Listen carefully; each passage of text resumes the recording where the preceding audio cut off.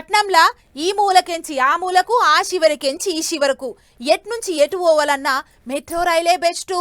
ఎట్లంటే గర్మిగాలుడు దంచి కొడుతున్న యాళ్ళ మెట్రో రైలు ఎక్కితే చల్లటేసి ట్రాఫిక్ తిప్పలుండదు, మీదంగా టైం కలిసి వస్తుంది. అందుకే చాలా మంది ఇప్పుడు మెట్రో రైలే ఎక్కుతాండ్రు. అన్నట్టు మెట్రో అంటే ఆదికొచ్చింది, ఈ కాంచి దాన్ని సర్కార్ బండి అంటారట. మరిగా ముచ్చటేందో చూసిరా పోన్రి. రైట్, మే 1వ తారీఖు సంది పట్నంలో తిరుగుతున్న మెట్రో రైలును ఇక సర్కారు వారి బండి అని పిలవాల్సిందే. అదేంది ఇన్ని రోజుల సంది అది సర్కారుది కాదా అనంటే కాదు, మరి L&T అని ఓ ప్రైవేట్ కంపెనీ నడిపించరు. కాకపోతే సర్కారు అండదండలతోని, కానీ ఇప్పుడు వాళ్ళ చేతులకించి సర్కారు చేతులకు వచ్చింది. అయితే మెట్రో రైలు పేరుతో బ్యాంకులకు బాకున్న 13,538 కోట్ల రూపాయలను కటింగ్ చేసి సెటిల్మెంట్ కిందగా కంపెనీలకు 1,461 కోట్ల రూపాయలు కట్టించి కాగితాలు కమ్మలు రాసుకున్నారట. అంటిగా కంపెనీల వాడ తెగిపోయింది కాబట్టి మెట్రో రైలు జిమ్మదారి మొత్తం సర్కార్దే. అంతకు మునుపు 30% కంపెనీలది వింటే సర్కారులది ఉత్త 10%.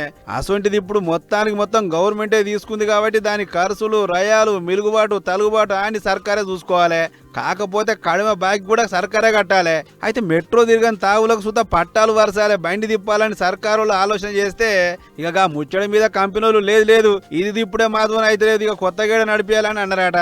దీంతో మీరు పక్కగా జరుగురి, మేమే నడుపుకుంటాం అని గుండు గుత్తగా సెటిల్మెంట్ చేసుకొని పగ్గాలు అందుకుర్రు.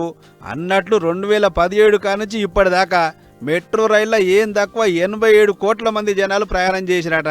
ఇంకా జరంత లోతుగా చెప్పాలంటే రోజుకు 4 నుంచి 5 లక్షల మంది. అయినా మెట్రోకు ఆదాయం సుతా గచ్చినే ఉంది. ఈ నడుమనే టికెట్ రేటు పెంచిర్రు. స్టేషన్ల దూకునాలు, కింద పార్కింగ్ ఫీజులు, పిల్లర్లకు అడ్వర్టైజ్మెంట్లు, హోర్డింగ్లు, ఇట్లా ఏది ముట్టుకున్న సుతా ఆమ్దాని గచ్చినే ఉంటది. అయినా సుతా వద్దని కంపెనీ వాళ్ళు ఇచ్చిపెడితే ఇప్పుడు సర్కారు చేతిలోకి వచ్చింది అన్నట్లు.